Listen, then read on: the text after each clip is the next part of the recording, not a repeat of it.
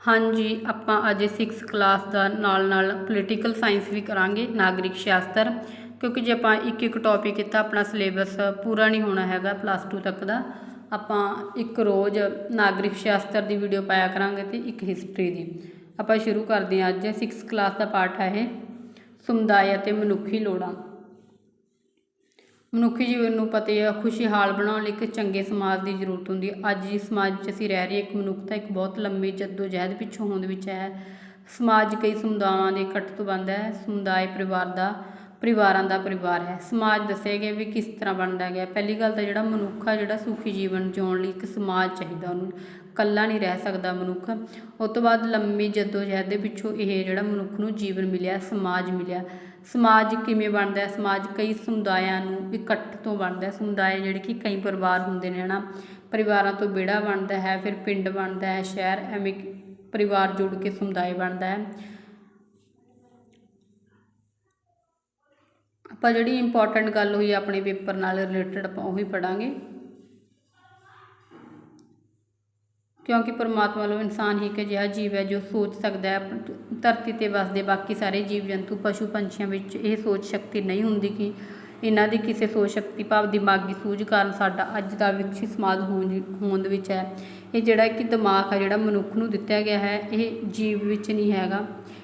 ਇਹ ਜਿਹੜੇ ਕਿ ਪਸ਼ੂਆਂ ਵਿੱਚ ਨਹੀਂ ਹੈਗਾ ਦਿਮਾਗ। ਇਹ ਸਿਰਫ ਇਨਸਾਨ ਨੂੰ ਦਿਮਾਗ ਮਿਲਿਆ ਜਿਹੜਾ ਸੋਚ ਸਕਦਾ ਹੈ ਆਪਣੇ ਬਾਰੇ। ਜੀਵ ਜੰਤੂਆਂ, ਪਸ਼ੂ ਪੰਛੀਆਂ ਤੋਂ ਅਲੱਗ ਆਪਣੇ ਦਿਮਾਗ ਕਰਕੇ ਹੀ ਹੈ।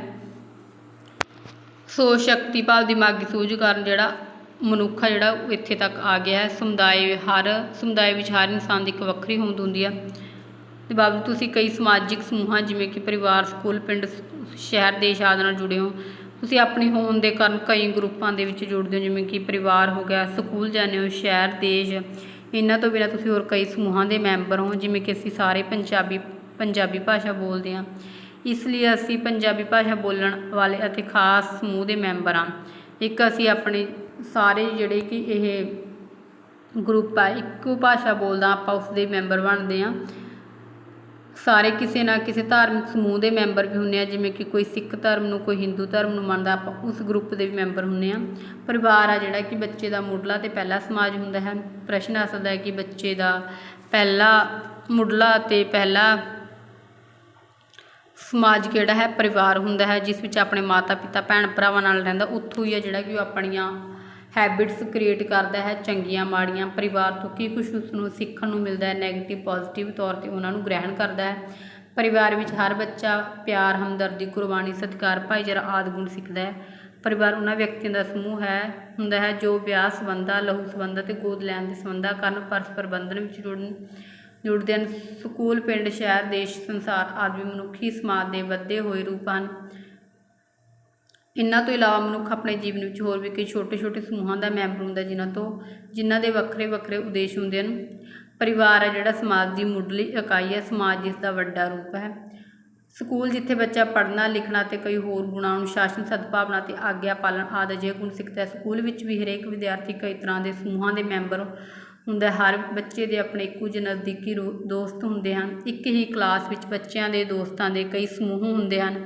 ਕਈ ਜਮਾਤਾਂ ਮਿਲ ਕੇ ਇੱਕ ਸਮੁਦਾਇ ਸਕੂਲ ਬਣਦਾ ਹੈ। ਇਸੇ ਤਰ੍ਹਾਂ ਕਈ ਰਾਜਾਂ ਨੂੰ ਮਿਲਾ ਕੇ ਇੱਕ ਦੇਸ਼ ਬਣਦਾ ਹੈ। ਕਈ ਕੌਮਾਂ ਮਿਲਾ ਕੇ ਸਾਰੇ ਮਨੁੱਖੀ ਸਮਾਜ ਬਣਦਾ ਹੈ, ਜਿਸ ਨੂੰ ਸੰਸਾਰ ਸਮੁਦਾਇ ਕਹਿੰਦੇ ਹਨ। ਹਾਂਜੀ, ਇਸ ਪੈਰੇ ਵਿੱਚ ਇਹ ਦੱਸਿਆ ਗਿਆ ਕਿ ਸਮਾਜ ਕਿਵੇਂ ਕ੍ਰੀਏਟ ਹੁੰਦਾ ਹੈ। ਅਸੀਂ ਸਕੂਲ ਵਿੱਚ ਜਾਂਦੇ ਹਾਂ, ਸਕੂਲ ਤੋਂ ਕੀ ਕੁਝ ਸਿੱਖਦੇ ਹਾਂ? ਅਨੁਸ਼ਾਸਨ, ਸਦਭਾਵਨਾ, ਇੱਕ ਦੂਜੇ ਨਾਲ ਪਿਆਰ, ਆਪਣੇ ਦੋਸਤ ਮਿੱਤਰ ਬਣਾਉਂਦੇ ਹਾਂ। ਐਵੇਂ ਦੇ ਹਰ ਸਕੂਲ ਵਿੱਚ ਵੀ ਹਰੇਕ ਵਿਦਿਆਰਥੀ ਜਿਹੜਾ ਕਿ ਆਪਣੇ ਸਮੂਹ ਦਾ ਮੈਂਬਰ ਹੁੰਦਾ, ਜਿਵੇਂ ਕਿ ਉਹ 4-5 ਆਪਣੇ ਦੋਸਤ ਨੇ, ਉਹ ਵੀ ਇੱਕ ਸਮੂਹ ਦੇ ਵਿੱਚ ਸ਼ਾਮਿਲ ਹੁੰਦਾ ਹੈ। ਹਰ ਬੱਚੇ ਦੇ ਨਜ਼ਦੀਕੀ ਦੋਸਤ ਹੁੰਦੇ ਹਨ। ਕਲਾਸ ਵਿੱਚ ਬੱਚਿਆਂ ਦੇ ਦੋਸਤਾਂ ਦੇ ਕਈ ਸਮੂਹ ਹੁੰਦੇ ਹਨ। ਇਹ ਸਾਰੇ ਜਮਾਤ ਹੈ ਜਿਹੜੀ ਮਿਲ ਕੇ ਇੱਕ ਸਮੁਦਾਇ ਸਕੂਲ ਬਣ ਜਾਂਦਾ ਹੈ। ਇਸੇ ਤਰ੍ਹਾਂ ਰਾਜਾਂ ਨੂੰ ਮਿਲ ਕੇ ਇੱਕ ਦੇਸ਼ ਬਣਦਾ ਹੈ, ਦੇਸ਼ਾਂ ਨੂੰ ਮਿਲ ਕੇ ਇੱਕ ਜਿਹੜਾ ਕਿ ਸੰਸਾਰ ਸਮੁਦਾਇ ਬਣਦਾ ਹੈ। ਸਮੁਦਾਇ ਜੀਵਨ ਦਾ ਆਰੰਭ ਕਿਵੇਂ ਹੋਇਆ ਸੀ? ਦੇਖੋ ਹੁਣ ਤੁਸੀਂ, ਉਨੱਤ ਸਮਾਜੋ ਸਾਡੇ ਸਾਹਮਣੇ। ਇਸ ਦਾ ਭਾਵ ਕਿਵੇਂ ਹੋਇਆ? ਲੱਖਾਂ ਸਾਲ ਪਹਿਲਾਂ ਧਰਤੀ ਉਪਗ੍ਰਹਿ ਮਨੁੱਖੀ ਜੀਵਨ ਸ਼ੁਰੂ ਹੋਇਆ ਸੀ। ਜਿਵੇਂ ਉਸ ਸਮੇਂ ਤੋਂ ਲੈ ਕੇ ਅੱਜ ਤੱਕ ਮਨੁੱਖੀ ਸੰਸਕ੍ਰਿਤੀ ਅਤੇ ਸੱਭਿਅਤਾ ਦਾ ਵਿਕਾਸ ਕਈ ਪੜਾਵਾਂ ਵਿੱਚੋਂ ਗੁਜ਼ਰਿਆ। ਮੁੱਢਲੇ ਮਨੁੱਖ ਨੇ ਪ੍ਰਾਚੀਨ ਸਮੇਂ ਵਿੱਚ ਪੱਥਰਾਂ ਦੇ ਹਥਿਆਰ ਬਣਾਏ। ਦੇਖਿਆ ਕਿ ਸੰਸਕ੍ਰਿਤੀ ਅਤੇ ਸੱਭਿਅਤਾ ਦੇ ਵਿਕਾਸ ਹੈ ਜਿਹੜਾ ਕਿਹੜੇ ਕਿਹੜੇ ਪੜਾਵਾਂ ਵਿੱਚੋਂ ਗੁਜ਼ਰਿਆ। ਮੁੱਢਲਾ ਸਮਾਜ ਮੁੱਢਲਾ ਮਨੁੱਖ ਦਾ ਜਿਹੜਾ ਜੀਵਨ ਸੀ, ਪ੍ਰਾਚੀਨ ਸਮੇਂ ਪੱਥਰਾਂ ਦੇ ਹਥਿਆਰ ਬਣਾਏ ਜਾਂਦੇ ਸਨ। ਧਾਤਾਂ ਖੋਜ ਕਾਰਨ ਪਿੱਛੋਂ ਹਥਿਆਰ ਤਾਂਬਾ, ਕਾਂਸਾ, ਲੋਹੇ ਆਦਿ ਦੇ ਵੀ ਬਣਾਏ। ਪਹਿਲਾਂ ਜਿਹੜੇ ਸੀ ਕਿਸ ਚੀਜ਼ ਦੇ ਹਥਿਆਰ ਬਣਾਏ ਜਾਂਦੇ ਸੀ? ਪੱਥਰਾਂ ਦੇ। ਉਸ ਤੋਂ ਬਾਅਦ ਜਿਹੜੀਆਂ ਧਾਤਾਂ ਆ ਗਈਆਂ ਸੀ, ਤਾਂਬਾ, ਕਾਂਸਾ, ਲੋਹਾ। ਮਨੁੱਖੀ ਸਭਿਅਤਾ ਦੇ ਵਿਕਾਸ ਵਿੱਚ ਲੋਹੇ ਦੀ ਖੋਜ ਬੜੀ ਮਹੱਤਵਪੂਰਨ ਹੈ, ਜਿਹੜੀ ਕਿ ਉੱਤਰ ਵੈਦਿਕ ਕਾਲ ਵਿੱਚ ਹੋਈ 800 ਈਸਾ ਪੂਰਵ ਵਿੱਚ, ਜਿਸ ਕਾਰਨ ਸ਼ਿਕਾਰ ਕਰਨ ਵਾਲੇ ਹਥਿਆਰ ਪੱਥਰ ਦੀ ਥਾਂ ਲੋਹੇ ਦੇ ਬਣਨ ਲੱਗੇ। ਫਿਰ ਜਦੋਂ ਲੋਹੇ ਦੀ ਖੋਜ ਹੋ ਗਈ ਤਾਂ ਹਥਿਆਰ ਨੇ ਜਿਹੜੇ ਕਿ ਲੋਹੇ ਦੇ ਬਣਨ ਲੱਗ ਗਏ ਸੀ। ਮਨੁੱਖ ਦੁਆਰਾ ਕਈ ਧਾਤਾਂ ਮਿਲ ਕੇ ਮਿਸ਼ਰਤ ਧਾਤਾਂ ਤਿਆਰ ਕੀਤੀਆਂ ਗਈਆਂ, ਜਿਸ ਤਰ੍ਹਾਂ ਕਿ ਅੱਜ ਅਸੀਂ ਸਟੀਲ ਦੇ ਰੂਪ ਵਿੱਚ ਵਰਤ ਰਹੇ ਹਾਂ। ਕੁਝ ਚਿਰ ਪਹਿਲਾਂ ਪਲਾਸਟਿਕ ਦੀ ਖੋਜ ਹੋਈ, ਜਿਸ ਤੋਂ ਰੋਜ਼ਾਨਾ ਜੀਵਨ ਲਈ ਵਰਤਣ ਹਥਿਆਰ, ਖਿਡੌਣੇ ਅਤੇ ਟਾਇਰ ਆਦਿ ਕਈ ਤਰ੍ਹਾਂ ਦੀਆਂ ਚੀਜ਼ਾਂ ਬਣਾਈਆਂ ਜਾਂਦੀਆਂ ਸਨ। ਪ੍ਰਾਚੀਨ ਇਤਿਹਾਸ ਪੜ੍ਹਨ ਤੋਂ ਪਤਾ ਲੱਗਦਾ ਹੈ ਕਿ ਮਨੁੱਖ ਦਾ ਮੁੱਢਲਾ ਜੀਵਨ ਜੰਗਲੀ ਜੀਵਾਂ ਵਰਗਾ ਸੀ। ਆਪਾਂ ਪ੍ਰਾਚੀਨ ਇਤਿਹਾਸ ਪੜ੍ਹਦੇ ਹਾਂ, ਦੇਖਦੇ ਹਾਂ ਕਿ ਮਨੁੱਖ ਦਾ ਜੀਵਨ ਸੀ ਕਿਵੇਂ ਦਾ ਸੀ। ਜੰਗਲੀ ਜੀਵ ਵਰਗਾ ਸੀ, ਜੰਗਲਾਂ ਦੇ ਵਿੱਚ ਰਹਿੰਦਾ ਸੀ, ਕੱਚਾ ਮਾंस ਖਾਂਦਾ ਸੀ, ਜਾਨਵਰਾਂ ਨੂੰ ਮਾਰ ਕੇ ਜੰਗਲਾਂ ਵਿੱਚ ਜਾਂ ਪੰਛੀ ਦਾ ਸ਼ਿਕਾਰ ਕਰਕੇ ਆਪਣਾ ਪੇਟ ਭਰਦਾ ਸੀ। ਮਨੁੱਖ ਨੇ ਆਪਣਾ ਇੱਕ ਜੀਵਨ ਸ਼ਿਕਾਰੀ ਦੇ ਤੌਰ 'ਤੇ ਸ਼ੁਰੂ ਕੀਤਾ ਸੀ। ਪਸ਼ੂਆਂ ਨੂੰ ਪਾਲਤੂ ਜਾਨਵਰਾਂ ਦੇ ਨਾਲ ਪਾਲਣਾ ਸ਼ੁਰੂ ਕੀਤਾ। ਪਸ਼ੂ ਪਾਲਣ ਦਾ ਧੰਦਾ ਸ਼ਿਕਾਰੀ ਜੀਵ ਨਾਲੋਂ ਕੁਝ ਆਸਾਨ ਸੀ। ਪਸ਼ੂਆਂ ਤੋਂ ਮਨੁੱਖ ਨੂੰ ਹੋਰ ਕਈ ਤਰ੍ਹਾਂ ਦੇ ਭੋਜਨ ਮਿਲਣ ਲੱਗੇ। ਇਸੇ ਤਰ੍ਹਾਂ ਮਨੁੱਖ ਨੂੰ ਪਸ਼ੂ ਪਾਲਣ ਸਟੇਜ ਕਿਹਾ ਜਾਂਦਾ ਹੈ। ਜਦੋਂ ਮਨੁੱਖ ਕੁਝ ਵਿਹਲਾ ਸਮਾਂ ਮਿਲਿਆ ਤਾਂ ਉਹ ਕਈ ਹੋਰ ਪਾਸੇ ਸੋਚਣ ਲੱਗਾ, ਜਿਸ ਨਾਲ ਸਭਿਅਤਾ ਦਾ ਵਿਕਾਸ ਸ਼ੁਰੂ ਹੋਇਆ। ਪਰ ਉਦੋਂ ਦਾ ਮਨੁੱਖ ਵੀ ਟੱਪਰੀ ਵਾਸਾਂ ਦੀ ਤਰ੍ਹਾਂ ਹੀ ਰਹਿੰਦਾ ਸੀ ਅਤੇ ਨਵੀਆਂ ਚਰਾਗਾਹਾਂ ਦੀ ਭਾਲ ਵਿੱਚ ਇੱਧਰ ਉੱਧਰ ਫਿਰਦਾ ਸੀ। ਮਨੁੱਖ ਪਹਿਲਾਂ ਜਿਹੜਾ ਦੱਸਿਆ ਗਿਆ ਹੈ ਕਿ ਜੰਗਲ ਦੇ ਵਿੱਚ ਰਹਿੰਦਾ ਸੀ, ਕੱਚਾ ਮਾंस ਖਾਂਦਾ ਸੀ ਸ਼ਿਕਾਰ ਕਰਕੇ। ਉਸ ਤੋਂ ਬਾਅਦ ਉਹਨੂੰ ਜਿਹੜਾ ਕਿ ਪਸ਼ੂਆਂ ਨੂੰ ਰੱਖਣ ਲੱਗ ਗਿਆ। ਪਸ਼ੂਆਂ ਤੋਂ ਉਸਨੂੰ ਕਈ ਤਰ੍ਹਾਂ ਦੇ ਖਾਣ ਵਾਲੇ ਪਦਾਰਥ ਜਿਵੇਂ ਕਿ ਦੁੱਧ ਮਿਲਣ ਲੱਗ ਗਿਆ। ਇਸੇ ਕਰਕੇ ਮਨੁੱਖ ਨੂੰ ਆ ਜਿਹੜਾ ਪਸ਼ੂ ਪਾਲਣ ਸਟੇਜ ਕਿਹਾ ਗਿਆ ਪਹਿਲਾਂ। ਇਸੇ ਸਮੇਂ ਨੂੰ ਜਿਹੜੀ ਕਿ ਪ੍ਰਾਚੀਨ ਇਤਿਹਾਸ ਦਾ ਇਹਦਾ ਮਨੁੱਖ ਦਾ ਸਮਾਂ ਹੈ, ਉਸਨੂੰ ਕਿਹੜੀ ਸਟੇਜ ਕਿਹਾ ਗਿਆ? ਪਸ਼ੂ ਪਾਲਣ ਸਟੇਜ।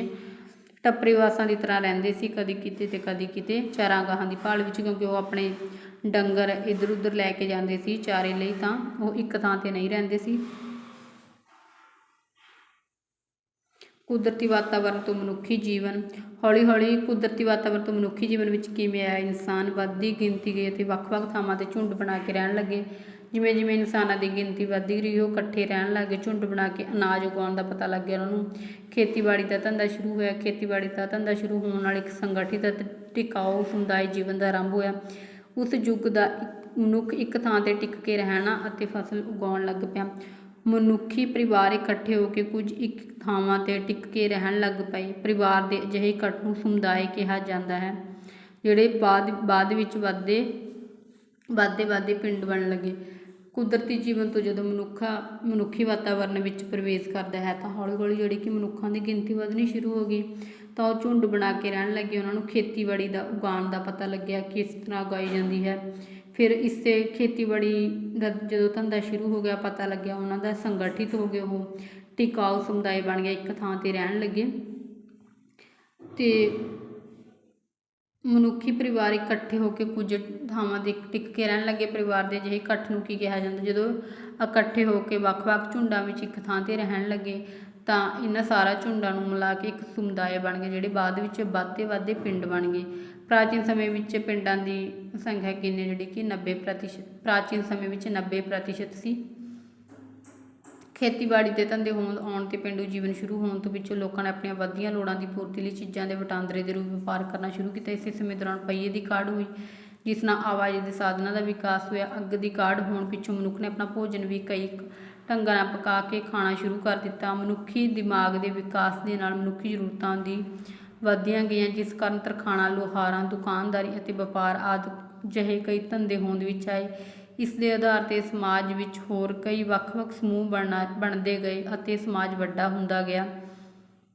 ਦੱਸਿਆ ਕਿ ਮਨੁੱਖ ਜਿਹੜਾ ਕਿ ਕਿਵੇਂ ਖੇਤੀਬਾੜੀ ਧੰਦਾ ਕਰਨ ਲੱਗਿਆ, ਕਿਵੇਂ ਉਹ ਪੇਂਡੂ ਜੀਵਨ ਵਿੱਚ ਆਇਆ, ਕਿਵੇਂ ਉਸਨੇ ਪਹੀਏ ਦੀ ਖੋਜ ਕੀਤੀ, ਪਹੀਏ ਤੋਂ ਆਵਾਜਾਈ ਦੇ ਸਾਧਨ ਬਣਾਏ ਅਤੇ ਆਪਣੀ ਢੋਆ ਢੁਆਈ ਦਾ ਜਿਹੜਾ ਕਿ ਕੰਮ ਸੌਖਾ ਕਰ ਲਿਆ। ਅੱਗ ਦੀ ਖੋਜ ਦਾ ਪਤਾ ਲੱਗਿਆ ਉਹਨਾਂ ਨੂੰ।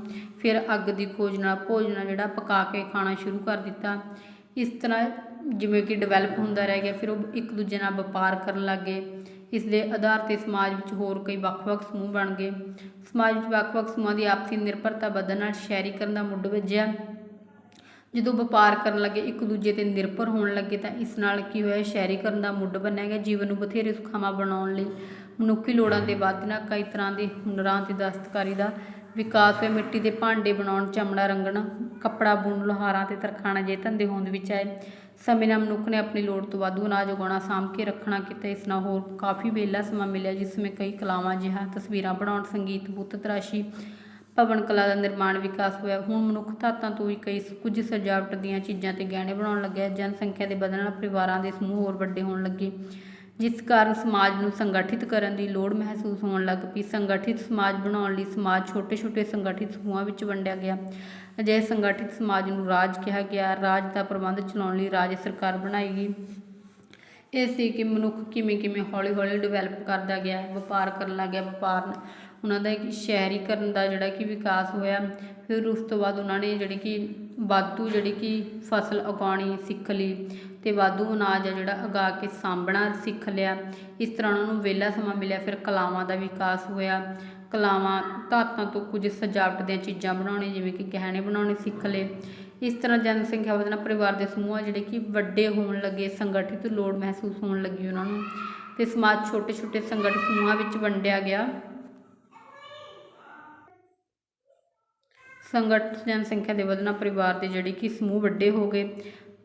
ਸੰਗਠਿਤ ਸਮਾਜ ਨੂੰ ਕੀ ਕਿਹਾ ਕਹਿਣ ਲੱਗਿਆ? ਰਾਜ। ਰਾਜ ਦਾ ਫਿਰ ਜਿਹੜਾ ਕਿ ਪ੍ਰਸ਼ਾਸਨ ਦਾ ਕੰਮ ਹੈ, ਕਿਸ ਨੂੰ? ਰਾਜ ਦੇ ਪ੍ਰਸ਼ਾਸਨ ਚਲਾਉਣ ਲਈ ਰਾਜ ਸਰਕਾਰ ਬਣਾਈ ਗਈ। ਕਸਬਿਆਂ ਤੋਂ ਪਿੱਛੇ ਹੌਲੀ ਹੌਲੀ ਬਥੇਰੇ ਵਿੱਚ ਸ਼ਹਿਰ ਬਣਨ ਲੱਗੇ। ਵਿਗਿਆਨ ਅਤੇ ਤਕਨੀਕੀ ਗਿਆਨ ਵਧਣਾ, ਸਮਾਜ ਦੀ ਬਹੁਪੱਖੀ ਤਰੱਕੀ ਹੋਣ ਲੱਗੀ। ਜੀਵਨ ਬਥੇਰੇ ਸੁੱਖਮਈ ਖੁਸ਼ਹਾਲ ਹੋ ਗਿਆ। ਕੁਝ ਲੋਕ ਐਸ਼ਪ੍ਰਤ ਹੁੰਦੇ ਗਏ। ਜੋ ਇੱਕ ਸ਼ਿਕਾਰੀ ਮਨੁੱਖ ਤੋਂ ਲੈ ਕੇ ਹੁਣ ਤੱਕ ਤੇ ਮਨੁੱਖ ਦਾ ਇਤਿਹਾਸ ਬੜਾ ਲੰਬਾ ਅਤੇ ਹੈਰਾਨੀਜਨਕ ਹੈ। ਇਸ ਤਰ੍ਹਾਂ ਵਾਤਾਵਰਨ ਜਿਹੜਾ ਸੀ ਵਿਚਰਦੇ ਕੁਦਰਤੀ ਵਾਤਾਵਰਨ ਵਿਚਰਦੇ ਮਨੁੱਖੀ ਹੌਲੀ ਹੌਲੀ ਆਪਣੀ ਸੋਚ ਸ਼ਕਤੀ ਦੀ ਵਰਤੋਂ ਕਰਦਾ ਕਰਦਾ ਅੱਜ ਦੇ ਤਕਨੀਕੀ ਯੁੱਗ ਤੱਕ ਪਹੁੰਚ ਗਿਆ, ਜਿਸ ਨਾਲ ਆਧੁਨਿਕ ਸਮਾਜ ਦਾ ਜਨਮ ਹੋਇਆ। ਜਿੱਥੇ ਕੁਦਰਤ ਨੇ ਇਨਸਾਨ ਲਈ ਕੁਦਰਤੀ ਸਾਧਨਾਂ ਦੀ ਭਰਮਾਰ ਬਖਸ਼ੀ, ਉੱਥੇ ਮਨੁੱਖ ਨੇ ਇਨ੍ਹਾਂ ਭੰਡਾਰਾਂ ਦੀ ਯੋਗ ਵਰਤੋਂ ਕਰਕੇ ਮਨੁੱਖੀ ਜੀਵਨ ਦੇ ਕਈ ਤਰ੍ਹਾਂ ਦੀਆਂ ਸਹੂਲਤਾਂ ਪੈਦਾ ਕੀਤੀਆਂ। ਤੁਸੀਂ ਜਾਣਦੇ ਇਨਸਾਨ ਅਤੇ ਕੁਦਰਤੀ ਵਾਤਾਵਰਨ ਵਿੱਚ ਕਿੰਨੀਆਂ ਤਬਦੀਲੀਆਂ ਕੀਤੀਆਂ। ਅਜੇ ਵੀ ਇਸ ਦਾ ਤਕਨੀਕੀ ਵਿਕਾਸ ਜਾਰੀ ਹੈ। ਬਾਕੀ ਸਭ ਤਰ੍ਹਾਂ ਦੇ ਵਿਕਾਸ ਦੀ ਤਰ੍ਹਾਂ ਮਨੁੱਖੀ ਜੀਵਨ ਵਿੱਚ ਕੁਝ ਰੀਤੀ ਰਿਵਾਜ, ਵਿਚਾਰ, ਕਦਰਾਂ ਕੀਮਤਾਂ ਅਤੇ ਪਰੰਪਰਾਵਾਂ ਦਾ ਵਿਕਾਸ ਹੁੰਦਾ ਹੈ। ਸਮੇਂ ਦੇ ਬੀਤਣ ਨਾਲ ਇਹ ਸਭ ਰੀਤੀ ਰਿਵਾਜ ਅਤੇ ਪਰੰਪਰਾਵਾਂ ਸਾਡੇ ਇਤਿਹਾਸ ਦੇ ਸੱਭਿਆਚਾਰਕ ਵਿਰਸੇ ਦਾ ਰੂਪ ਲੈ ਲੈਂਦੀਆਂ ਹਨ। ਇਹ ਦੱਸਿਆ ਗਿਆ ਹੈ ਕਿ ਮਨੁੱਖ ਦਾ ਪ੍ਰਾਚੀਨ ਇਤਿਹਾਸ ਜੰਗਲਾਂ ਵਿੱਚ ਰਹਿਣ ਤੋਂ ਲੈ ਕੇ ਹੁਣ ਤੱਕ ਕਿਵੇਂ ਵਿਕਾਸ ਹੋਇਆ, ਕਿਵੇਂ ਅੱਗ ਦੀ ਖੋਜ ਹੋਈ, ਕਿਵੇਂ ਪਹੀਏ ਦੀ ਖੋਜ ਹੋਈ, ਕਿਵੇਂ ਸ਼ਹਿਰੀਕਰਨ ਹੋਇਆ, ਕਿਵੇਂ ਅਨਾਜ ਉਗਾ ਕੇ ਸਾਂਭਣਾ ਸਿੱਖਿਆ, ਕਿਵੇਂ ਜਿਹੜੇ ਕਿ ਪਿੰਡ ਬਣੇ, ਕਿਵੇਂ ਸ਼ਹਿਰ ਬਣੇ, ਕਿਵੇਂ ਰਾਜ ਸਰਕਾਰਾਂ ਬਣੀਆਂ। ਸਾਰਾ ਕੁਛ ਹੈ ਜਿਹੜਾ ਇਹਦੇ ਵਿੱਚ ਪੜ੍ਹ ਕੇ ਸੁਣਾਇਆ ਗਿਆ। ਬਾਕੀ ਰਹਿੰਦਾ ਜਿਹੜਾ ਲੈਸਨ ਆਪਾਂ ਕੱਲ੍ਹ ਦੀ ਵੀਡੀਓ ਵਿੱਚ ਕੰਪਲੀਟ ਕਰਾਂਗੇ, ਕਿਉਂਕਿ ਵੀਡੀਓ ਬਹੁਤ ਲੰਮੀ ਹੋ ਜੂਗੀ। ਫਿਰ ਬੱਚੇ ਬੋਰਿੰਗ ਮਹਿਸੂਸ ਕਰਨ ਲੱਗ ਜਾਂਦੇ ਨੇ। ਕਿਵੇਂ ਦੀ ਲੱਗੀ ਰੀਡਿੰਗ ਕਮੈਂਟ ਕਰਕੇ ਦੱਸਿਓ। ਲਾਈਕ ਕਰ ਦਿਓ, ਵਧੀਆ ਲੱਗੀ ਤਾਂ ਸ਼ੇਅਰ ਕਰ ਦਿਓ, ਚੈਨਲ ਨੂੰ ਸਬਸਕ੍ਰਾਈਬ ਕਰ ਦਿਓ। Thank you.